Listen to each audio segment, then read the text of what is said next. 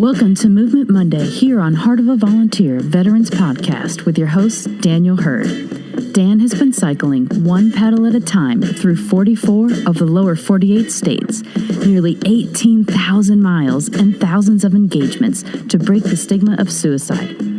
Join Dan as he engages in conversations with guests that are on their own movement to influence positive change and bring hope. Again, welcome and enjoy the episode.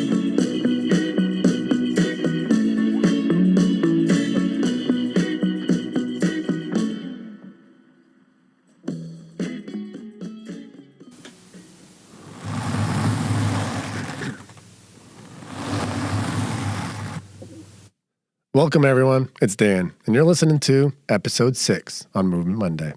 Today, we tie together the love for music with the love for skateboarding. Stick around, get comfortable, and come jam out with us. Even if you're not a country music lover, there are just some songs that we all hear at some point. Those songs that get the head bobbing, the feet moving, and the emotions flowing.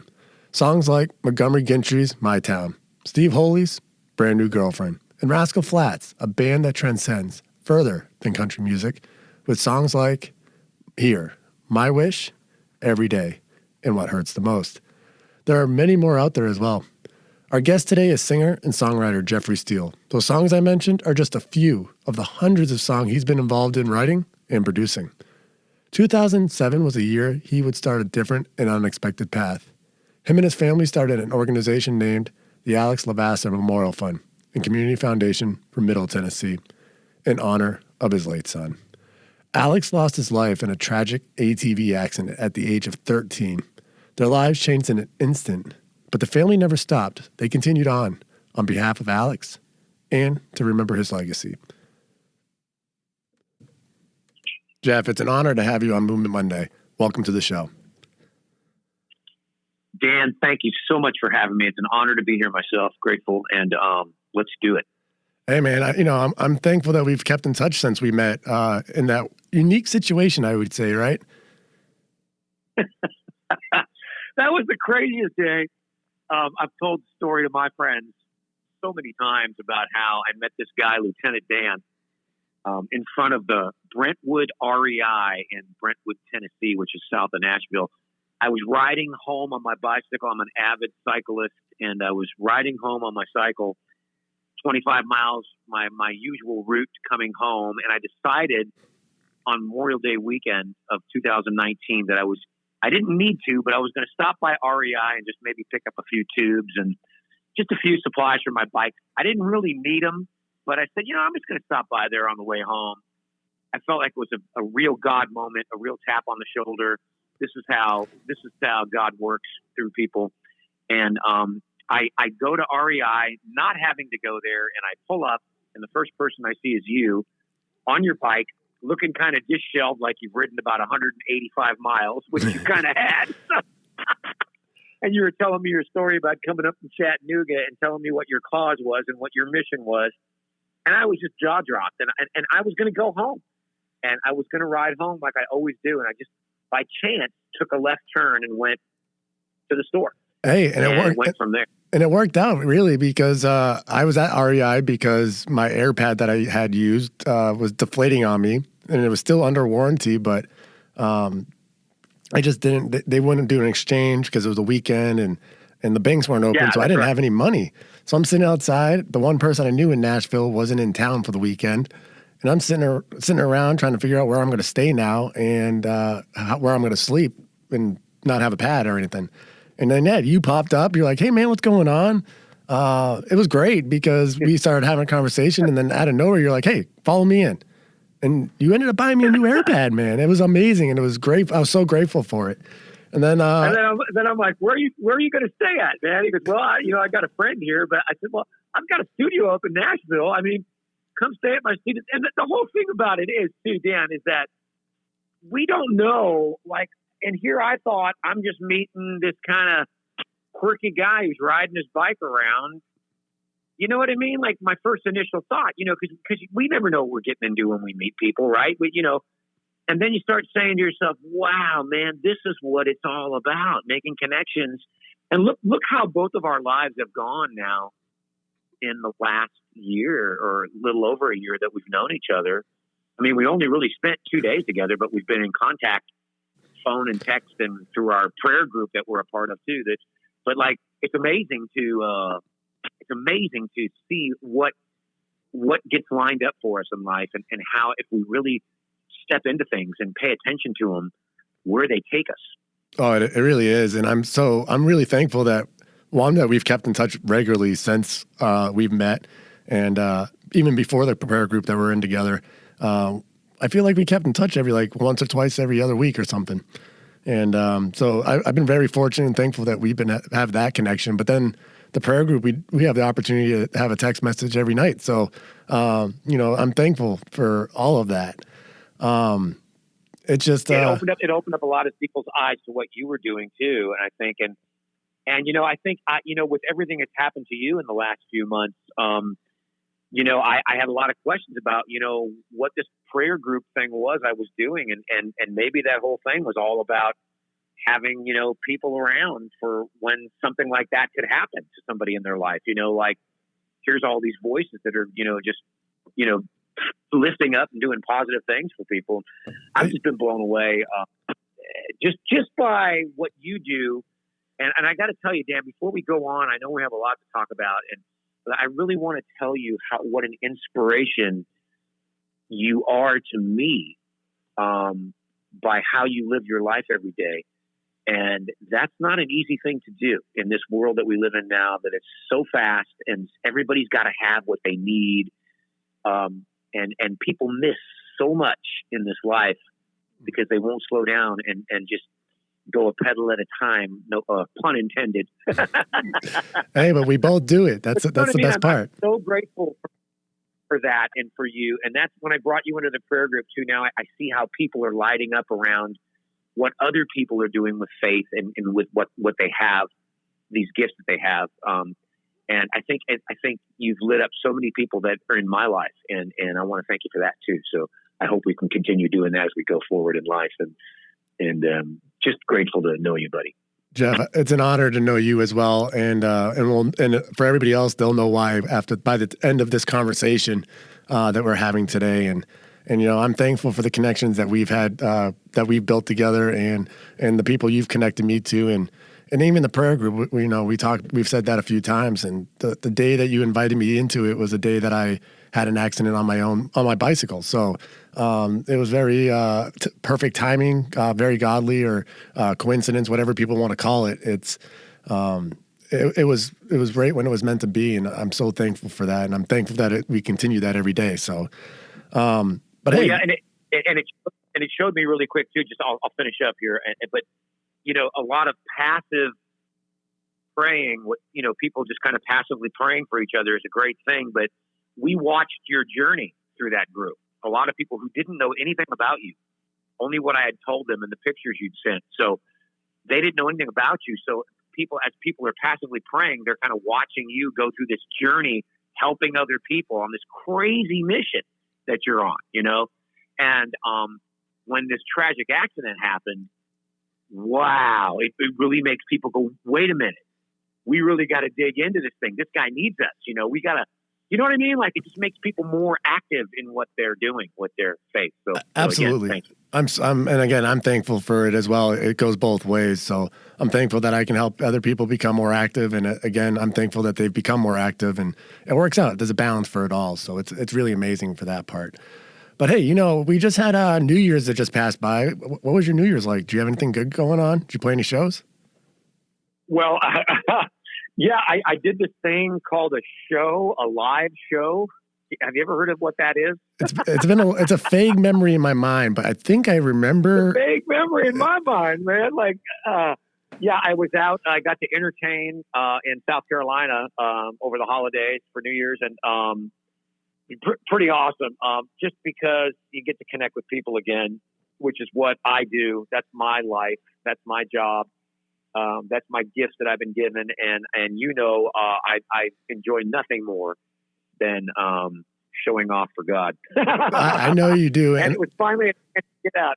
It's finally a chance to get out and play and sing and play some of my songs, and oh gosh, how fun, man! How fun! That's awesome. Did you any songs that we know of that you played? Do you play anything? Well, I usually my show is usually filled with songs that I've written, a lot of hit songs for other artists in country music and some in rock and roll and some R&B too. But I'm a songwriter by trade and producer and singer, and I've always been kind of an artist singer first, I think. But songwriting has been kind of my deepest passion. So when I get to get out and sing songs that I've written for other people and tell the stories about how the songs were written and how they got to those particular artists, it freaks people out because most people think, Tim McGraw, there's a song I wrote for Tim McGraw called The Cowboy and Me. And most people think that Tim wrote it. Yeah, well, thank you. And most people think he wrote it, So when I sing it and I tell this crazy story about how it, got to Tim and how I wrote it, people are jaw dropped going, wait a minute, you wrote? I said, yeah, I'm the guy that wrote the song. Well, see, wait. So you made it up? I'm like, yeah, I made it up. I made it up all in my head. That's what I do. That's the gifts I've got, and that's what we do here in Nashville. There's a lot of us that were just had a calling more than being an artist to really want to try to capture some great lyrics and melodies and just chase that. And that's been really my passion for the last 35 years, I think. Gosh, maybe even 40. Probably 40. Well, hey, actually, to be honest, I think it's been longer than that. Do you mind if we go back in time a little bit? Probably half. You mind if we go back in time a little bit? Yeah, go ahead. All right, so hey, it's scary to go back in time. We're gonna go so far back in time that when you were 10 years old, you wrote your first song. Oh my gosh! my gosh! I looked it up, man. You wrote your first song called "Baby I'm Yours" at 10 years old. Like, maybe I'm right, maybe I'm wrong. Holding out on this love for so long.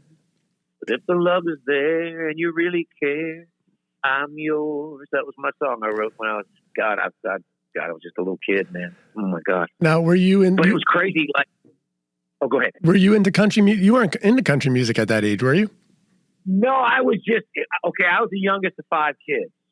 So, I was one of those kids that was left-handed. I was a little bit dyslexic. I didn't know at the time, of course, but I could somehow hear things, and I could collect things in my head and figure them out, even though I didn't know what they were. Like, especially musically and theory-wise, I would steal all my brothers and sisters' records, and I would just eat them for lunch. You know what I mean? Like breakfast, lunch, and dinner. Motown, Jimi Hendrix, the Beatles, the Stones, all the 60s music, 70s music. And then I became like a teenager in the late 70s, mid 70s, late 70s. So I was kind of in that transition era of, between the Doobie Brothers and Led Zeppelin into disco and punk rock and ska and reggae music were all kind of coming in. All this new stuff. The Eagles were, you know what I mean? There was such a diverse. Yeah, there was a lot of music happening. Amazing. And it was all inventive and creative, and nobody was the same.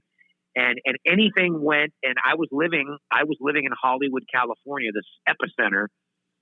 Sunset Strip in the 70s was like the epicenter of the music business. It was, everybody was there. Everybody was there. It was the beginning of Tom Petty. It was the beginning of the Pretenders. It was the middle of Led Zeppelin. It was the back end of the Beatles. It was Elton John. And then it was like disco and punk rock. So I was down there playing in all these rock bands, full on rock guy, playing in a Zeppelin cover band. And as I got a little bit older, near 1980, I was offered a gig in Bakersfield playing a bunch of Merle Haggard songs. If I could learn some Merle Haggard songs, I'd get paid $50. So I'd never been paid any money for making music. So I was like, $50? Oh my gosh. So I learned all these Merle Haggard songs and I went and played this show, and I fell in love with country music. And I couldn't tell anybody though. Yeah. So it was still behind the closed doors. You weren't even telling anybody. Yeah. I couldn't tell my rock and roll friends I was listening to country music. They're like, dude, country music sucks.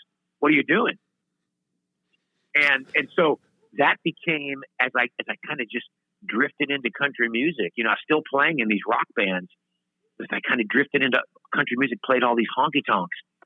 I was so taken by the lyrics, like Chris Christopherson, like Willie Nelson, and especially Merle Haggard. So my music started to develop. My original music, like it was all this rock influence with country music lyrics, and so that became my mission to kind of write music that rock and rollers would love. That was country, and that began my road to Nashville. Now, you know what I mean? I never needed to go to Nashville. I was doing quite well in LA, so. Yeah, anyway, but Nashville's the next spot. That's where you had to get to where you are today, right? Really? Yeah, but I didn't know it. I just stumbled into it. I ended up in this band, a country music band that was this amazing band called Boy Howdy with these amazing musicians in it. If you ever can go back and listen to the records, there's a couple of great, as instrumentalists, this band was phenomenal. I was not really a great songwriter yet. I was pretty good. I had a talent for it. But this band was this crazy vehicle, got me a record deal in Los Angeles, and that took me back to Nashville. And when I got back to Nashville, I saw this whole community of songwriters, and my eyes just lit up. I just lit up on it. And I said, oh, my God, I got to do this. I want to create music. I want to create. I love singing live, but I wanted to create in the studio. I wanted to find out where my lyrics and my music could go. And Nashville ended up being my landing strip for it. You know what I mean? So yeah.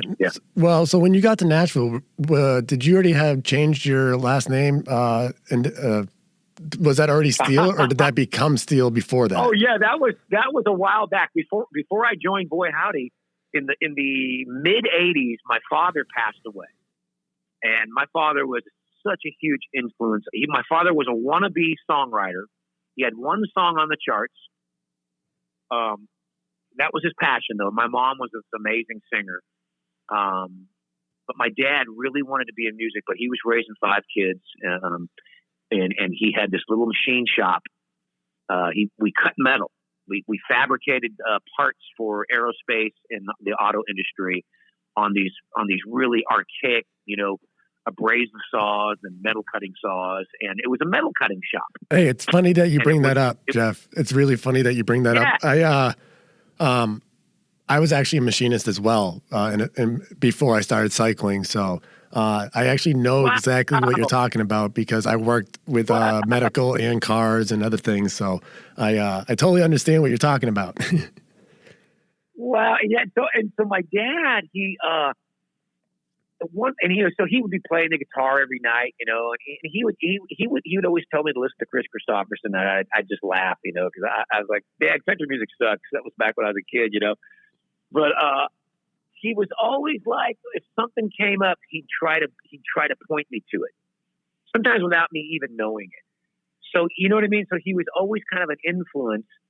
And I teach a lot of songwriting classes now, and I do a lot of boot camps and stuff. And I always tell people, man, whatever your life is, that's what your songs are. And whatever your idiosyncrasies are and your failures are and all the things you might hate about yourself or think are the worst parts of yourself, that is your $1 million dream, if that's what you're looking at it as. You know what I mean? Like all the things that we grow up with.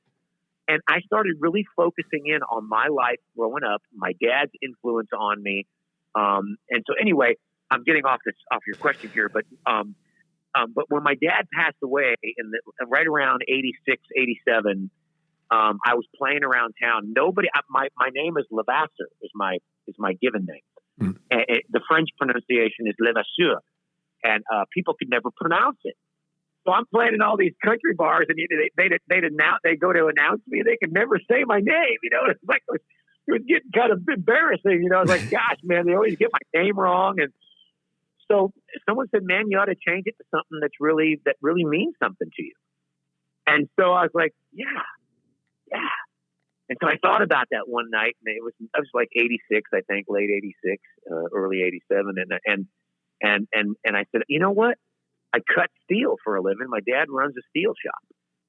I'll call myself Steele, and I'll put an E on the end, and I'll put a little hyphen above the last E to make it French, like my name. because I wanted to honor my dad and my dad's name, and I grew up in that machine shop. I literally grew up with that oil, that cutting oil smell, those little metal chips in my fingers that would always cut my fingers. Oh yeah, and probably helped callous my fingers as a guitar player. I used to take my guitar in there at night because it had a great echo in there, and I'd write my songs in there. So it was such a part of my early upbringing. I had to make it a tribute to my dad. I get so many stories as time went on about, everything going back to my dad. I can tell you a few if we have time, but let's keep moving on because you know me, I talk a lot. Hey, you know what? And there's nothing wrong with that. Jeff, I actually enjoy listening, talking to you. So, but so you were going into the metal shop, and that's where you're playing music, practicing, writing songs, and ultimately really producing your own songs at that point. But when did it become your focus to actually be a songwriter and a producer? When did that start? And when did it become the change where you actually had your music getting picked up by artists and stuff? Okay, well, it's a long, long story and road, obviously. I knew something in high school. I don't know what I knew, but I knew something. I had this gift. I was pretty good at it at a young age, like naturally gifted singer, and I could write these songs. Yeah, I'm not bragging. I'm just saying it was a gift I had that was coming out of me. I couldn't stop it. Of course, and we all got those gifts. We got to take advantage of them. I was so confident in it that it made me a terrible student. And I dropped out of school because I knew that's what I was going to do. I didn't know how I was going to do it, but I just knew that I was playing my guitar. I never thought about making money. I just knew there was a passion to do this music. That's all I knew. And I told my wife when we first met, I said, I'm doing this. I don't know what I got to do, but I'm doing this. So if you're coming with me, you need to know that I'm doing this, and I'm not doing it for the money. I'm doing it because I love it. And she's been my kind of rock the whole way. But I'll tell you, just to expand on the story, Dan, I've been through so many hoops, and that one thing led to another, got a record deal, like I just told you, and ended up in Nashville. I wrote a song that became a hit. Started having a little bit of success, but I wasn't really doing my thing yet, right? Yeah. So at some point in the 90s, after being in this band for like 8 years, I've been on the road like 250 days out of the year. I had a family I was missing and missing time with. I started losing my voice. And I couldn't sing. I was so worn out from late nights and partying and, living the dream in the music business kind of thing. And just overworking myself. Up at 6 a.m. doing 5 radio interviews, try to get your song played on the radio, and then you go do a sound check, and then you're playing 2 shows a night, everywhere, every night, and traveling on a bus and just not getting good sleep, Oh yeah. I started losing my voice, and it got to the point where I couldn't hit notes anymore. So, long story short, went to the doctor in Nashville, a voice doctor, and they wanted to perform surgery on me, because they found a couple of bumps on me that were hindering my vocal abilities. And I said, well, is it cancerous? Is it debilitating? They said, no. I said, well, if it's not something I need to get done, then I don't want to do it. Well, if you don't do it, you're not going to be able to sing because you're going to permanently damage your voice. So I said, I prayed about it. And I said, there's got to be another doctor that has a different viewpoint, right? So prayed on it, and lo and behold, I met this doctor named Tom Cleveland, the most amazing guy I've ever met, Dan. And he made me sing for him at 8 in the morning. I said, hey, I can't sing at 8 in the morning. It's too early. He goes, you should be able to sing any time of day. I'm like, what? He goes, let's just hear what you got. So I sang for him, and my voice is breaking up on the notes. He goes, Jeff, you're breathing wrong and you're talking wrong. He goes, okay, we're going to do these exercises. This might take you between, a year and 3 years to master. But if you can stop singing and just kind of put it down for a couple of years and commit to these exercises with your voice and your breathing, you'll be a better singer than you've ever been. And your range is going to be better than it's ever been, because you have an extended range, but you're not using your voice properly. Mm-hmm. And my jaw's dropped. I'm just listening to him talk. I've just naturally had a voice, so I never knew what to do about it. I just sang. I could just sing at will. So I'm just looking at this guy going, what is he talking about? So I just signed up for it, Dan, and I just said, okay, I don't want to get this surgery. If I don't have anything wrong with me as far as illness goes, I don't want to get this surgery. And so I just kept praying on it, and then I just said, okay, he's taken away my moneymaker. My voice is making me a living right now. I'm just going to have to become the best songwriter I can become. And that's when my life really got serious. That's when I really got serious about creating music. Yeah. And what was going to make me unique more than anybody else in the industry that I was in. Yeah. Now you brought up your family. I actually wanted to touch base on that. You brought up your wife, Stephanie. You have children as well. How were they handling this, the transition from you going to being on the road 250 plus days a year to being home and being around more often? How was that for you and for everybody as well? Well, at that time, honestly, Dan, it's so, I have so many regrets, and part of me has no regrets, but because I was driven to do it and I couldn't stop myself. The music was in me and I had to chase it. But I was raising 4 kids. Two of them, the older ones were 10 years apart from the younger ones. So we had quite a gap. And the older ones had the benefit of me being kind of a at-home dad who was working the bars at night. And I took them everywhere with me. And then my 2 younger ones, I was on the road all the time. So they didn't, and then, when we moved to Nashville, I had to uproot the kids. And I don't know if they really appreciated that or not at the time. And so there was a lot of juggling. And they did it all for me unknowingly, and I was running like a madman. You know how this life is, man. It's stuff pulls you, and you lose sight of stuff, as you chase these things. And so there was a lot of regret, but I was driven to do it, and my kids loved it. My kids hated it. My youngest always asked me when I was going to stop doing it so I could spend more time at home, and that would make me cry. And so there was a lot of that, and then the biggest year of my life, probably not, I don't know if it was the biggest year of my, but a pretty big year of the mountain I was climbing, metaphorically, how that goes. The biggest year, I had the Song of the Year, Grammys. I was Songwriter of the Year for the 5th time.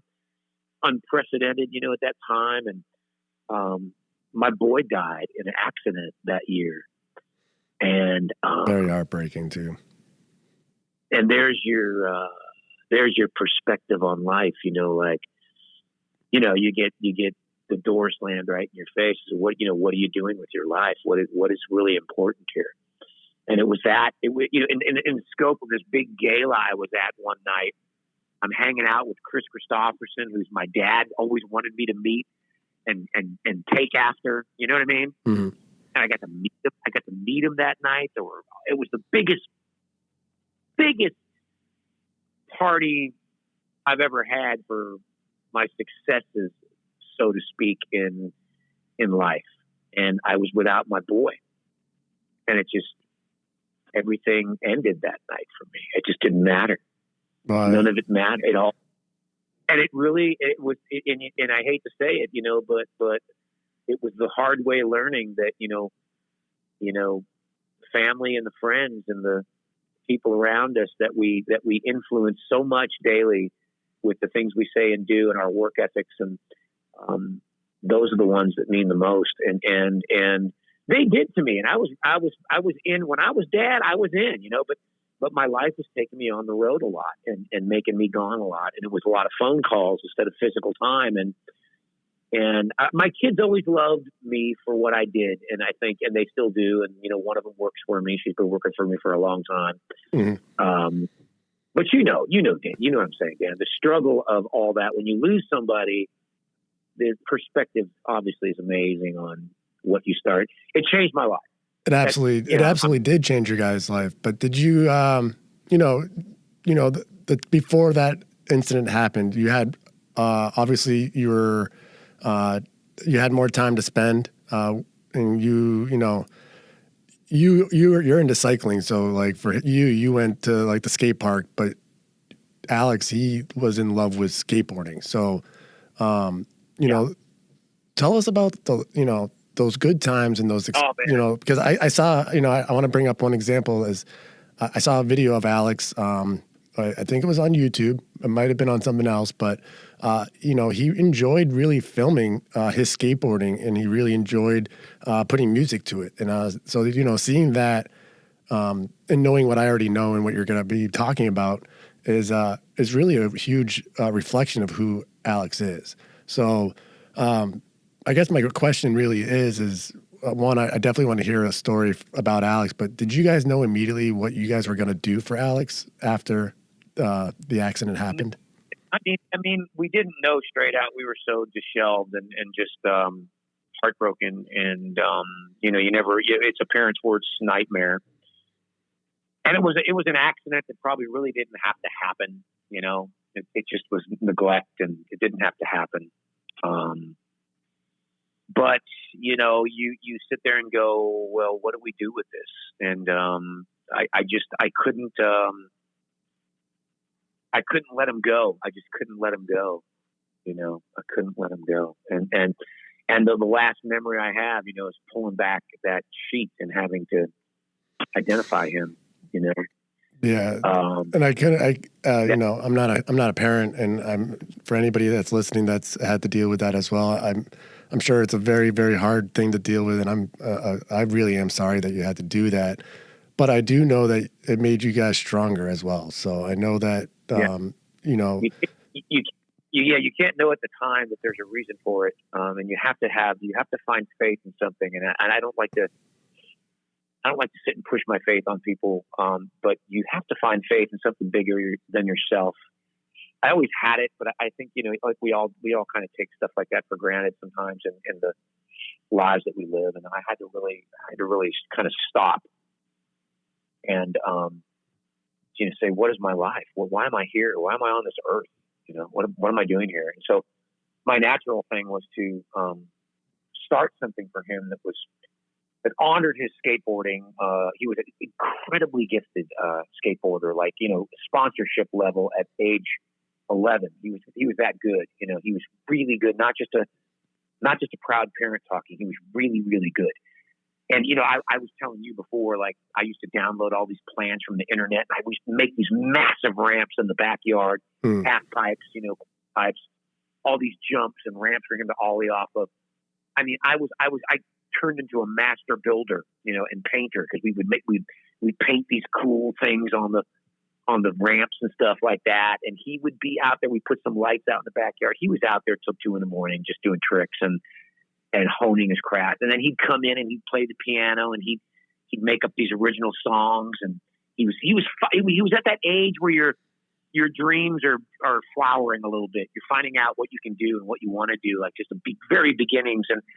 And my daughter was a filmmaker, and so he would follow her around, and he started making his own films. And even at that young age, he learned how to edit, add music, and do tricks in the editing with his skateboarding stuff with his friends. And he would just make these really clever movies at a really young age. And those were his 3 real passions, that only 3 that he had. Yeah, there were more, but those were the 3 that really. He was a great athlete, and he was the sweetest kid. He would always go to the special needs kids in school and just voluntarily go in there and sit with them and hang out with them and talk. He just had that kind of a heart. And his injury, ironically, was to his heart, and crazy, And so that stuff, me as an observer and a songwriter, it really affected me. Like, what does all that mean? What does all that mean to me? Because I got to carry this legacy. It's not about my music. It's about, how do I carry this kid's legacy? This kid stands for all things that kids are capable of, and all things that we get caught up in and forget about when we're raising families and kids. We get so caught up in trying to get more and do more and be better for our kids, that we forget. We just have to be there all the time and love them. And so we wanted to point the charity at kids that were at-risk kids, or kids that didn't have parents to come to after school, or, you know what I mean, that had some sort of a situation. We wanted to do whatever we did with Alex's gifts and bring them to people that could never otherwise have. That was our basic premise when we started all this. Well, hey, I really want to get more into the legacy that you guys have created for Alex and the opportunities you're giving to others, the other children out there in the world, and more so in Central Tennessee. But let's do that after this quick break. Okay, you got it. All right, so you've been listening to a couple episodes, and you're thinking to yourself, I got something to say, or I want to have a chat on this Veterans podcast. Too easy, folks. Reach out to HOVpodcast7@gmail.com, and we'll start working on an episode. Like I said, it's too easy. Hell, I'm a former jarhead and airborne ranger. You know it's super easy. Now enjoy the rest of this splendid episode.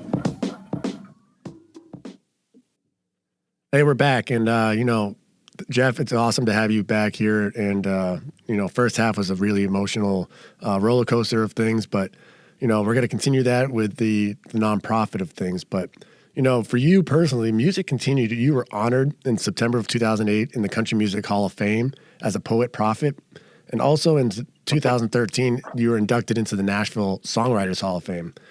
You were doing all those things, but you were also continuing the love for skateboarding for Alex. You were doing it through the nonprofit, and you were working with organizations, some pretty amazing ones at that. I would love if you talked about that. Yeah, I mean, I those awards were just mind blowing. A lot of it became like a blur to me, because I was so wrapped up in my new life. My life was changing. I found sobriety. You know what I mean? So I was being led through my own prayer, and call it whatever you want, but I was being led to people. I was being led to people who were opening my eyes and it kind of gave me some sense about who I was and some purpose. I had this talent that was, I have this talent that's like, I can't explain it. And I'm not being egotistical. I don't know what it is, but I can do this stuff. But I felt like it was meaningless if I didn't start pointing it in a direction that helps people all the time. So as I started in my charity and drifting more into how do I do this? How do I make it work? I started meeting people, I started meeting these great people, and all these roads started opening up to all these other charities, that other people that needed help. And I started figuring like, man, I can bring my music to this.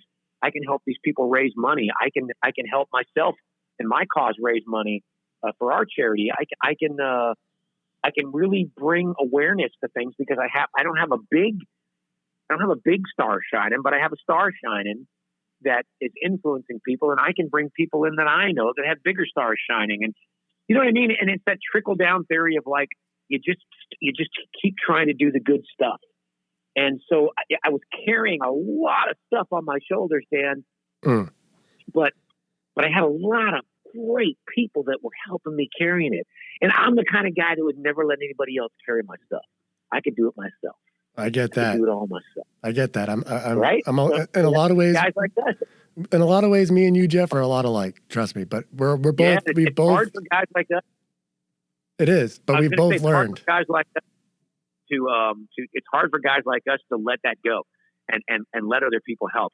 Once I started doing it, Dan, my world opened up, and my songwriting became more important. And the songs I was writing became even deeper and more pointed towards having more meaning. Even if they were funny songs, they had to have more meaning for me. They had to really affect people even more than they had been. So, my life, my brain was just going crazy with trying to do the best thing I can for my boy's legacy. And and with that, you were working with other musicians, other country music singers. You were working with Kip Moore, correct? Yeah, Kip had got me involved in his program, to kind of bring awareness to my program and vice versa, right? Mm-hmm. And that kind of led us to Tony Hawk. My boy met Tony Hawk when he was younger. And, you know, Tony Hawk was obviously his mentor. He's like the Michael Jordan of skateboarding, especially back then. And Tony Hawk it was so crazy because all the stuff through Kip, you know, and other people that I got involved with, I went to Tony and said, man, how do we partner up with you guys to kind of help with the money that we're raising to start helping other kids with this money? You know, we need help. We need to grow. And you guys are on a national level.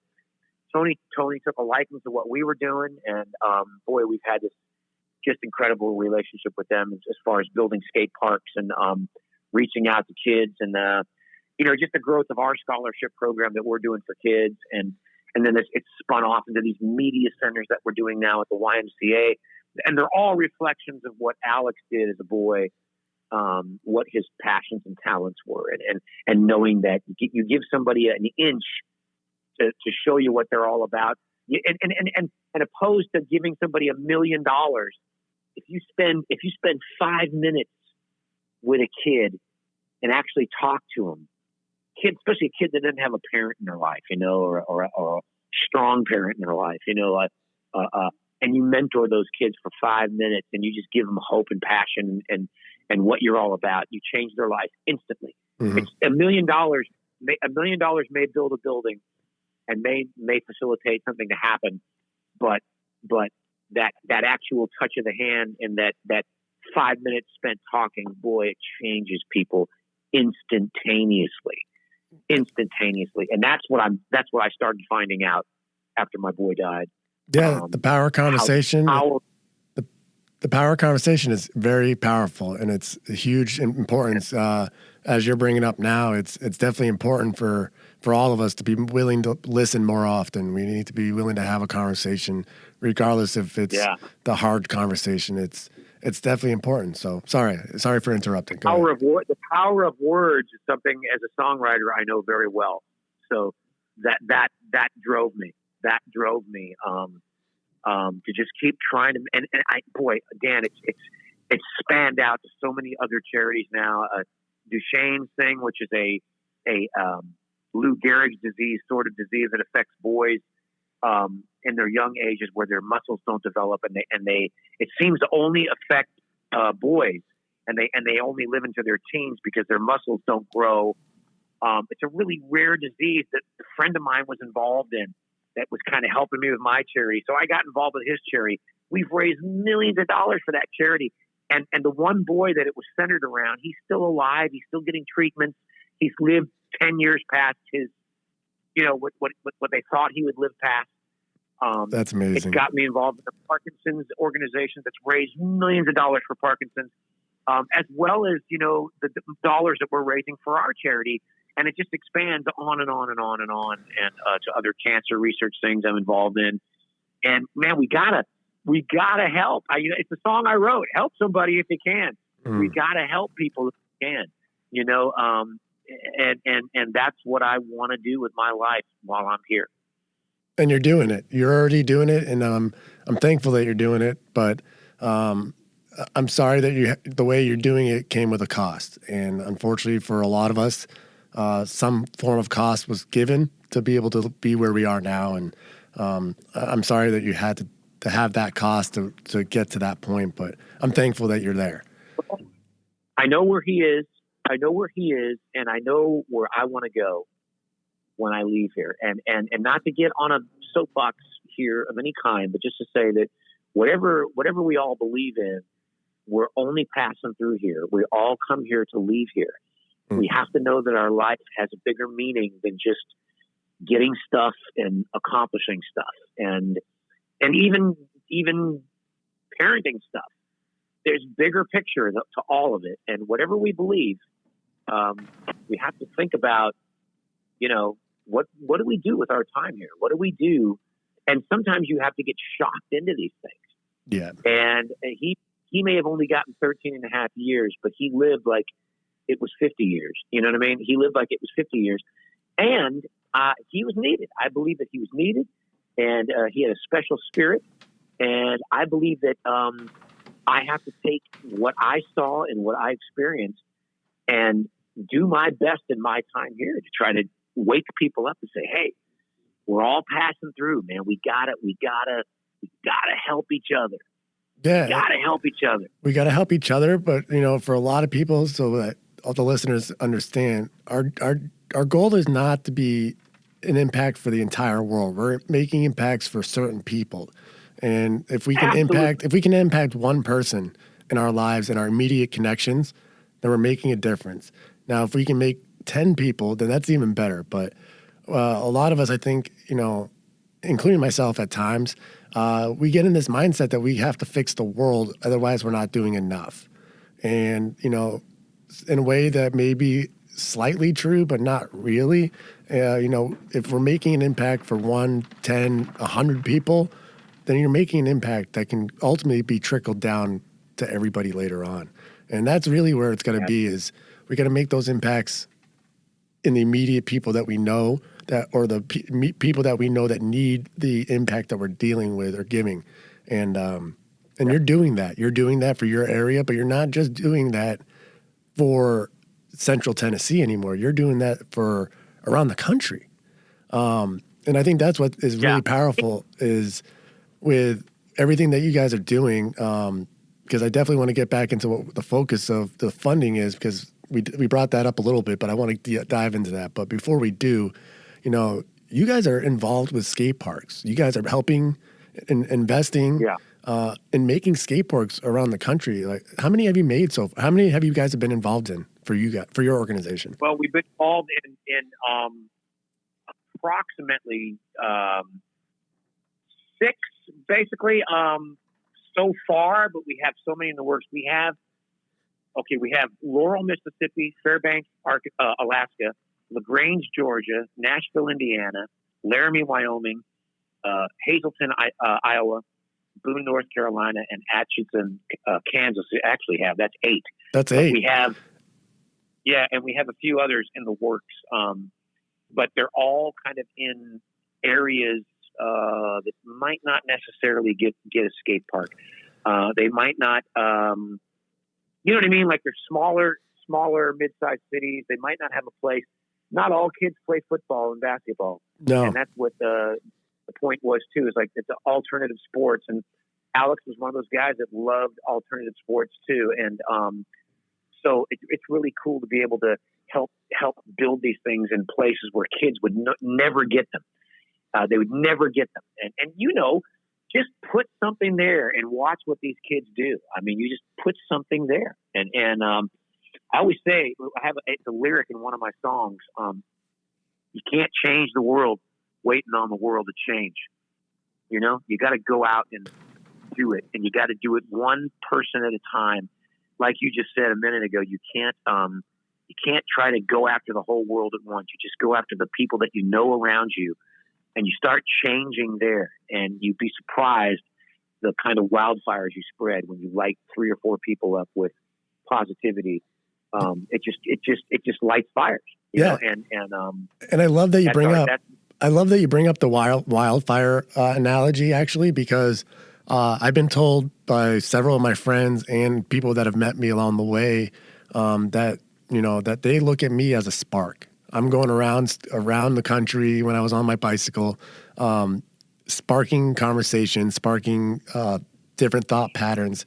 And really what I was doing was I was starting these little sparks in these little areas that were hopefully potentially turn into wildfires, as bad as that sounds, of people making change and doing positive things. And I think it is. I don't think it's everywhere, but I think that in certain areas people have taken that spark that I've brought around and made that into something bigger. And that's what all we can do is go around and be a spark. Be the spark, be the light that we need. Yeah, and all I can say to that is, like, Dan, when I met you and really wrapped my head around what you were doing on a personal level for yourself, because you needed focus and you needed some Zen-like faith to keep you focused in your own struggles.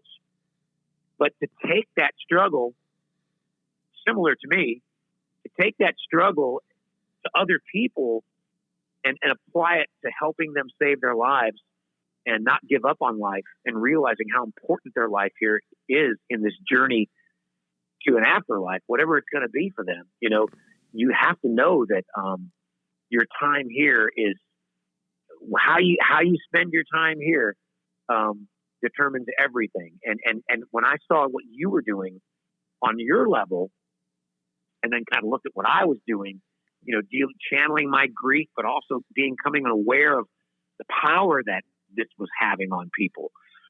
You gave me a whole new perspective, and that's how I was like, man, I got to get Dan to come into my prayer group, because he's going to light so many people up, because so many of my friends are involved in these different charities. But like I said, Dan, a lot of people are passive and they're raising money, and I'm not putting anybody down. I'm just saying, you know, it's an easy thing to do. You just want to give to a cause. And it makes you feel good to give to a cause that's doing good things for people. But when I see how you are literally physically doing this day by day, putting a hand on people's shoulders and giving a good word, it just relit my fire too about, man, it's so much more important to be in the field with the people, you know, and that was so much more inspiration to me at a time when I was kind of like, you know, looking for my next move with my stuff. Yeah. So again, hats off to you, buddy. It's God's work, and it's God's work, man. And I can't understate that enough. That, gosh, y'all, we're out here getting this time to walk through this planet and spin around the sun. We're spinning around 67,000 miles an hour, y'all, in the sky right now. Yeah. And we have this opportunity to change people's lives on the journey to wherever they're going when they get out of here. And I believe that's what we're here for. And that's my take. I don't put that on anybody, just to say that's how I look at what I'm doing. I'm going to try to impact as many people as I can now with what I have. Now, you guys, so that being said, you guys are making an impact. You're making an impact for children around the country, yes, and more directly, your focus is obviously the Central Tennessee, but that's not where it ends. You guys are giving kids opportunities and chances to better their lives through skateboarding. How are you guys doing that with different like scholarship programs, mentoring, and other things that you guys have going on? Well, I mean, the scholarship started out as like, okay, we knew that Alex would love skateboarding, so we kind of pointed it there. But we got this idea that, well, shoot, we'll do these scholarship mentor programs where we give these kids that can't afford a skateboard, they can't afford to pay to go to a skate park, you know, like some of the skate parks are really cool ones, you know. Yeah. So we'll give them a scholarship and we'll let them skateboard for free. We'll even give them a free skateboard. An Alex LeVasseur skateboard, you know, custom made, really awesome deck, you know. And they get to come and skate for free, but they have to keep their grades up and do their homework. You know what I mean? And it was just that simple of an idea. And kids, of course, lit up on it. And we could only pick so many kids a year because we were so small, you know, like we couldn't get all the kids that wanted to be in it. So the ones that got in it, the idea was if they didn't keep their grades up, their skate deck got taken away and they didn't get to skate anymore. So that alone made the kids study harder, do more, be more. And then the goal was at the end of the program, they have to come back and mentor the next group of kids that come in. So they have to pay it back. And then the kid that showed the most improvement, every year we would go to this fundraiser that Tony Hawk put on. Tony Hawk would have all these celebrity skaters and BMXers on these massive ramps. You know, you've seen it before, the X Games stuff. Tony would let us bring our winner to his event and just get to meet everybody, get to meet Tony, get these gift packs, you know, and just get to see the whole thing, the whole crazy thing live. And then that kid had to come back to our thing and spread the cheer into the group. You know what I mean? So to keep the positive motivation going. So that was the first thing we did with the scholarship. That's how it evolved. And that's amazing. You know, we got to keep we have to keep those kids motivated, and not just kids. We have to find ways to keep ourselves motivated. So If that's skateboarding, then that's amazing that that's worked and continues to work. And I love the idea of having a payback program, having people that have gone through the program to come back to mentor the new class that comes in. That's really powerful stuff because the people that are mentoring, you know that they went through the same thing you're going through and they're on the other side. And that gives you that motivation and that inspiration to keep going. Absolutely. And boy, just keep seeing it over and over and the lives changing and kids that were just nothing but in trouble all the time. Becoming police officers, becoming firemen, becoming upstanding members of their community, becoming mentors in their community. You know what I mean? That stuff. And no, I could get on a complete political tirade rant about where our country's gone with drugs.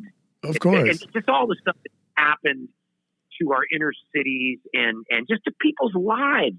And to just strip everything away and know that it's our responsibility. We can't put it on our government. It's our responsibility to help these kids, to mentor them every way we can, in every capacity we can, every chance we get, even if it's for 20 seconds. Now, to somehow inspire them.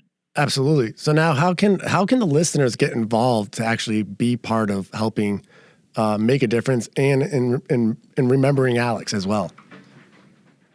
Well, the Alex LeVasseur Memorial Fund, in conjunction with the community of Middle Tennessee Foundation, the best way is just to, rememberalex.com is the best place to go to. They can always go to jeffreysteele.com and get, directed there. Of course. Through my website. And for everybody listening, those will be in the description as well, both of those. Yeah, so that's the best way to kind of find out what we're doing. We put on a benefit concert every year at the Franklin Theater. Of course, this year is going to be limited number of seating there, and we're going to be doing it virtually this year. So it's going to be different, but we're going to have unlimited tickets to sell for the event. It'll be broadcast video. But it's one of the most amazing events in Nashville. It's become kind of legendary on a small scale. All of my friends that recorded my songs, some of the big stars, some of the brand new stars that are coming up, stars of tomorrow, and then myself with my band backing everybody up. We put on this amazing concert over the years. We've had, Billy Ray Cyrus, Montgomery Gentry, Rascal Flatts. We've had Miley Cyrus. We've had Steve Cropper, Miley Cyrus. We've had Phil Vassar. We've had Michael English. We've had, the list is so varied. And we've had Lit, the rock band from the early 2000s. I actually, I'm excited you brought them up because I like Lit. I've seen them live, and they're actually playing this year on for your show. I saw. Yeah, and they've done it a few times, and they've been great supporters. So definitely, everybody, if you guys get an opportunity, check it out. March 8th, 2021. Jeffrey Steele and Friends concert. It's going to be really awesome stuff.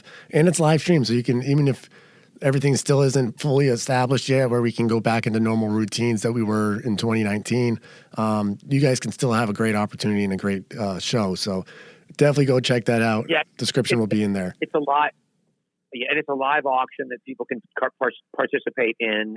We have these amazing gift packages and gifts.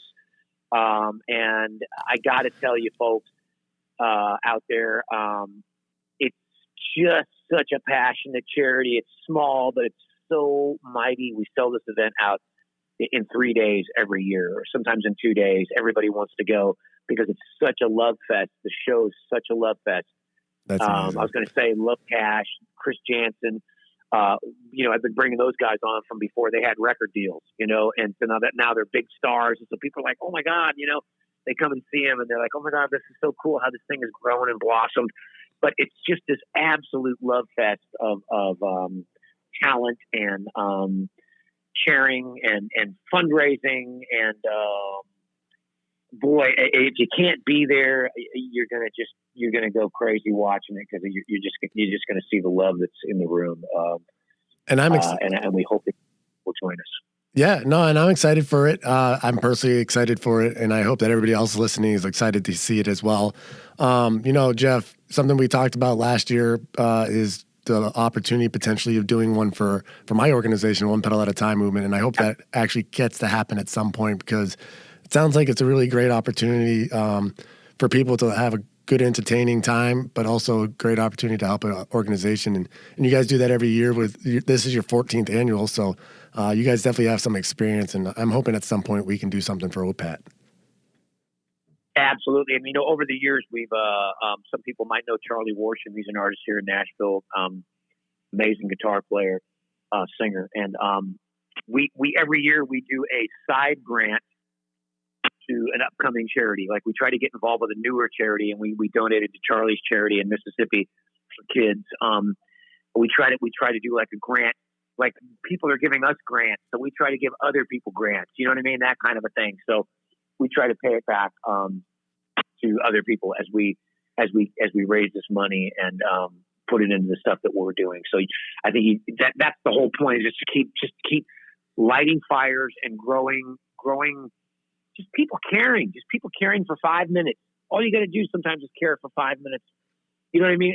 And put your hand on something, like I said, and just get involved, and say something great to somebody, and you just change lives. And that's what we wanted to do. So yeah, we want to definitely, that was when I first met you, that was like, I got to help this guy get his thing on the map. And that was another reason too, for the prayer group, bringing you into my prayer group, because I knew all these people around were going to light up on what you did. And obviously they did. And so I wanted to bring your talents into putting some sort of, festival together to grow your thing too. And I think that's going to be a fun thing to do down the road. And I still absolutely look forward to that, brother. Absolutely. I'm excited for it. Jeff, we've had a long conversation. I'm excited that we've had a great conversation. But one thing I do want to bring up is you have another show coming up. You told me that you had coming up on the 9th of this month, and that's at 3rd and Lindsley. So that'll be good for people if you're in the local area. Go check it out. But Jeff, I want to give you the floor to share a closing message to the listeners. Share a message to them, and then we'll close it out. Well, thank you. First of all, I'm so grateful for the opportunity. Basically, my story is my message. I lost my dear sweet son at 13 and a half years.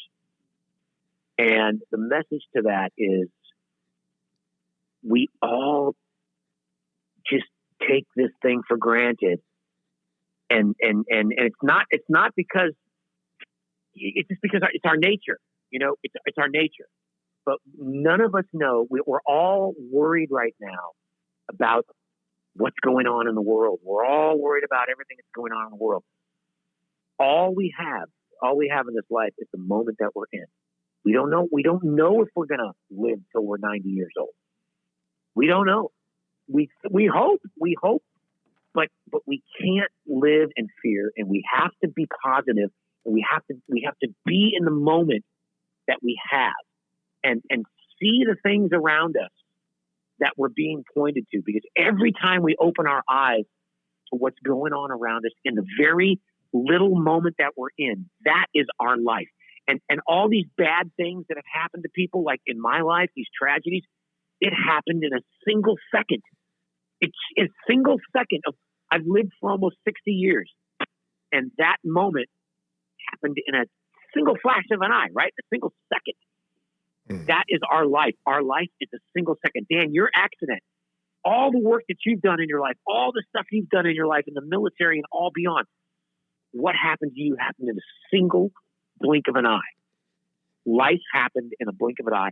Life happens in the blink of an eye. It's so cliche, but that's why it's a cliche, because it's true. And we have to start realizing that everything is right now. It's not yesterday. It's not tomorrow. It's right now. It's right now. Hopefully we get 80 years to look back on yesterdays, but everything is right now. Everything is right now. And life is a blink of an eye. Even the good things that happen, all the joys and great things that happen, all those memories, they happen in the blink of an eye, and then they're gone. They are. I just tell everybody, it's hard to do. It's hard for me to do. It's hard for me to do every day, but slow down. Get away from your phone for a second. Look up at the sky. Everything you need to know is up above you. Look up. Be thankful. Be grateful. And focus on the moment that you're in and relax and let it come to you. God bless you all. Happy New Year, everybody. Jeff, thank you so much. It's been an honor to have you on the show. Right back at you, buddy. You are my favorite. Thank you. All right. Hey, folks, join us for an evening to support the Alex LeVasseur Memorial Fund, March 8th, 2021, and its 14th Annual Jeffrey Steele and Friends, an intimate evening and one-of-a-kind virtual experience.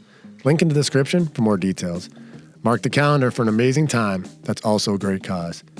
It was truly an honor learning about Alex and the legacy his family has made for him. Jeffrey, Stephanie, and many others have made it a reality. It really is a great representation of who Alex is. His love for film while skateboarding and playing music sparked a movement after heartbreak. Let's remember Alex by being a friend to everyone you meet. Make the most of each day and each moment. We never know when it'll be our last. It was amazing interviewing his dad, my friend, Jeff Steele. His influence in the music industry will continue for years to come, and his songwriting boot camp is forging the next generation of songwriters. Speak from the heart, as Jeffrey would say. Be authentic.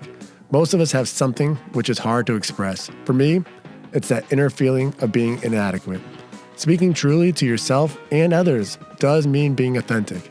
Is your outer expression lined up with your inner experience? Next week's guest has a movement that could be helpful to some and have you find a balance with nature. We have Green University's Tom Alpel on the series to discuss wilderness survival, botany, foraging, and sustainable living. Till next Monday, have a smiling week.